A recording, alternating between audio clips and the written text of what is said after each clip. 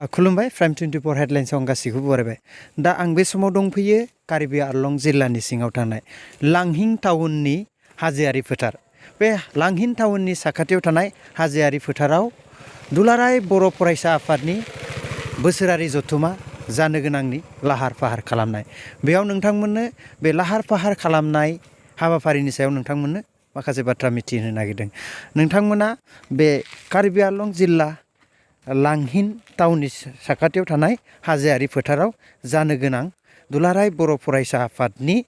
बोसोरसालिया जथुमा। बे बोसोरसालिया जथुमानि जिथु लाहार फाहार खालामनाय फारफ्रोमबो बिथिंनिफ्राय नोंथांमोननो नैबे समाव बे बिजोंनि गेजेरजों मिन्थिहोनो नाजागोन। थारैनो बेयाव माखासे बे जानो गोनां बोसोरारि जथुमानि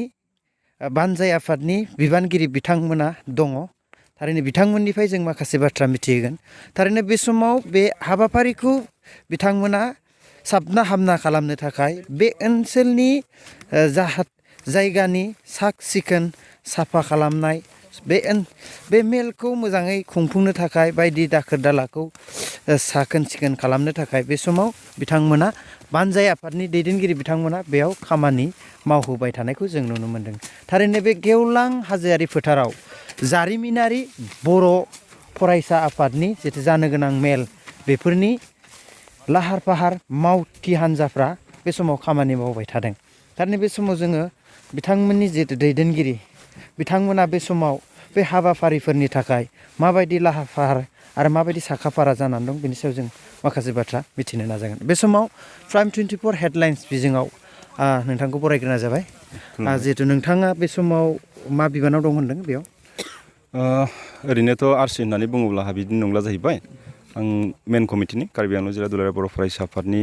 गाहाय नेहाथारि। ओरैनो जोङो मेन कमिटियावनो दङ। आरसिनि बिबानगिरि बिथांमोना मावगासिनो दं खामानिखौ। दा बे समाव जितु नोंथांमोना बे बोसोरसालिया जथुमा दुलाराय बर' फरायसा आफाद बेजों लोगोसे नोंथांमोननि कार्बि आंलं जिल्ला दुलाराय बर' फरायसा आफादाबो बे बोसोरारि जथुमाखौ जयै खुंफागोन होनना खुंफागोन होनना खोनादों। बे समाव नोंथांमोना बे मेलखौ मोजाङै जाफुंहोनो थाखाय माबायदि साखाफारा आरो मा हाबाफारिया दासिम जाफुंखो बेनि सायाव मा बुंगोन? औ नंगौ, जोङो 53 दुलाराय बर' फरायसा आफादनि जे थान्दै जख'न्थाइखौ फ्राय माने कार्बि आंलंआव 25 बोसोरनि उनाव नैबेयाव लाबोदों। 25 बोसोरनि सिगां जों खुंदोंमोन। दिनै मोनसे लाखिनि सम आरो जों बेखौ खुंनो मोननानै खोब गोग्गानाय मोन्दों। दा बेबो मोनसे लाखि जोंनिया कार्बि आंलंनि जे दुलाराय बर' फरायसा आफादनि बोसोरारि जथुमा बेयो माने माने गल्डेन जुबिलि फाथिलायनायनि मोनसे सम जाफैबाय, 40 बोसोरारि जथुमा। दा बे 40 बोसोरारि जथुमाजोंनो लोब्बा लानानै जोङो देग्लाय जों गोबांखिनि कालारफुल भाबै जोङो माने प्रग्रामखौ खालामनांगौमोनब्लाबो खिन्थु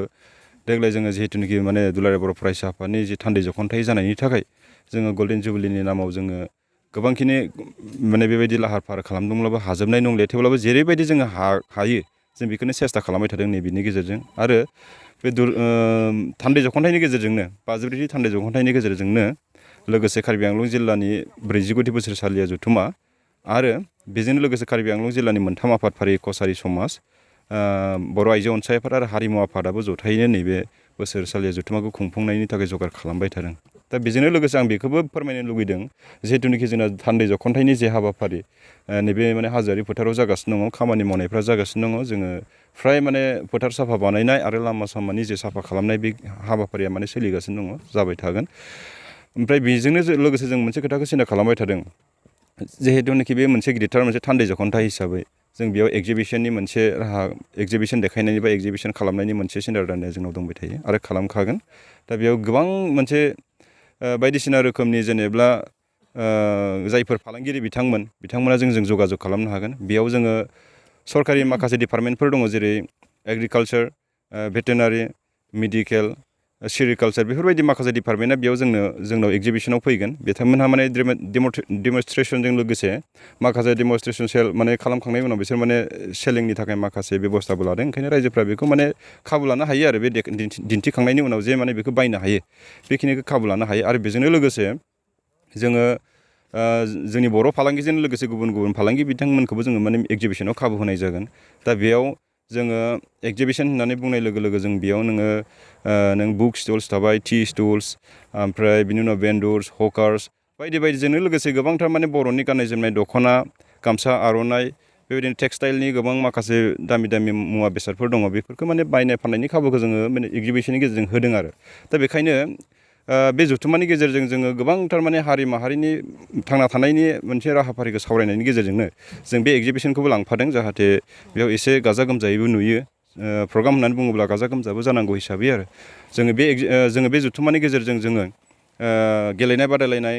हारिमु बादायलायनाय आरो थुनलाइयारि बादायलायनाय बेखौबो जोङो होगोन आरो बे फ्राय माने जोंनि मोनसे सेपआव फैजोब्बाय आरो बेयाव जोङो समाज दानायनि माखासे बाथ्रा थाबाय गुन गोनां सोलोंथाइनि माखासे थाबाय दा बेफोरखिनि गासैखौबो लानानै जोङो मिरु बर' फरायसा आफादा मोनसे सेमिनारबो खालामगोन आरो डेलिगेट्सफ्रावबो हयथ' बेफोर सावरायनानै खाबु मोनहैगोन आरो इयुनाव जोंनि माने गेरेमसा बर' माहारि दानायनि जे सिमांफोर बे जाफुंथारनांगौनि मोनसे सार्थ'खौ लानानै खौसेनि खामानि मावनो हागोन होननानै जों सानो बे थान्दै जथुमनि गेजेरजों सावरायनायनि गेजेरजों आरो बे समाव जिहेथु बे बेसेबांबा गिदिर मोनसे बिबान दं हिसाबै नोंथांमोना बेसेसो रांनि बाजेट लानाय जादों बेखौ मेलखौ जाफुंसार होनो बाजेट होननानै बुङोब्ला जों गोबां खालामनो हायो खिन्थु जोङो नांनायनि बांसिन जुदि फैसाखौ गारोब्लाबो जोंहा माने जिहेथुनाखि बर' हारिया माने फाइनान्सियेलि माने बेबायदि इसिबां गिदिर मोनसे गोनां गैया माने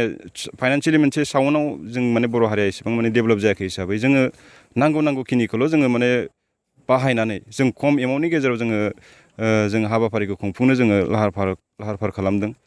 जुदियो सानोब्ला नोङो 2 करोड़बो थांगोन 3 करोड़बो थांगोन नङा होमब्ला नाथाय जों 2 करोड़ 3 करोड़नि बाथ्रा सानाखै जोङो बेखौ 80 लाख माने 70-80 लाखसनि गेजेराव जोङो बोरै खुंनो हायो जों बोरैहाय फोजोबनो हायो बे खोथाखौनो जों सिन्था खालामबाय थादों आरो बेनिखायनो जोङो खुब माने हमथानानै आरो खुब माने खम खरसानि गेजेरजों जों बोरै खालामनो हायो बेखौ जोङो नायबाय थानाय जाहैदों आरो ओंखायनो जों बेखिनि गेजेरावनो जों प्रग्रामखौ खुंहैनो हाथारगोन होननानै जों आसा खालामदों बे समाव नोंथाङा जिथु कार्बि आंलं जिल्ला दुलाराय बर' फरायसा आफादनि जानानै नोंथाङा बेयाव रायजोफोरखौ माबायदि बाहागो लाफैनो थाखाय खावलायगोन आरो बेयाव फैनाय सुबुंफोरखौ माबायदि नोंथांमोना सुबिदा होनाय जागोन बेनि सायाव मा बुंगोन रायजोफोर होननानै बुङोब्लाथ' खोब जों माने अनजाथाव आरो बाख्नायथाव होननानै बुंनांगोन रायजोफ्रानो दिनै खामानि मावगासिनो दङ दिनै जों खनसेबो हाजिरा होआखै होननानै बुंनो हायो जोङो जेसेबांखिनि फोथार साफा बानायदों लामा सामा साफा बानायदों नारा हानानै होदों मोनफ्रोमबो गामिनि रायजो राजाफ्रा फैनानै नारा हानाय माने फोथार साफा खालामनाय नारा माने जमा खालामथुमनाय सब रायजो राजाफ्रानो आरो दा बेयाव जोङो थाइसेबो जों दिनै हाजिरा होआखै बेनिखायनो जों कार्बि आंलं जिल्ला दुलाराय बर' फरायसा आफादा जों रायजोनिनो मोनसे आफाद हिसाबै रायजोआनो जुदि जोंखौ दानानै होदोंब्ला रायजोआ जोंखौ मदद होखागोन जों बेखौ जों बेखौ 100% फोथायनाय दंखायो आरो दा बेखायनो जोङो रायजोखौ माने जोंनि गोसो गोरबोनिफ्राय हाजार माने खुलुमनाय आरो जों बिसोरखौ अनसायनाया जों थाबाय थादों आरो दा बेखायनो जोङो बे प्रग्रामनि नामाव रायजोफ्रा फैनानै खनसे ओंखाम जाफैनाय बा प्रग्रामाव गासैबो रायजो राजाफ्रा फैनानै सन्थुष्ट' जानाय जों बेखौ जेब्लाबो जेसेबां हायो खालामनो जों सेस्था खालामदों जाहाथे रायजोफ्राबो नायनानै मोजां मोननो हाथों आरो माबा मोनसे लाब जानो हाथों जों बेखौनो जों सिन्था खालामबाय थादों आरो बे समाव बिथांमोना कार्बि आंलं जिल्ला बर' फरायसा आफादनि मानगोनां बिथाङा फोरमायबाय जिहेथु जानो गोनां जिहेथु हाबाफारि बेफोरनि सायाव गोबां सांग्रां जानानै दं बे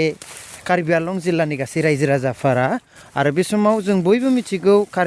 बर' फरायसा आफाद होनोब्ला साफ्रोमबो न'खराव बर' फरायसानि सासे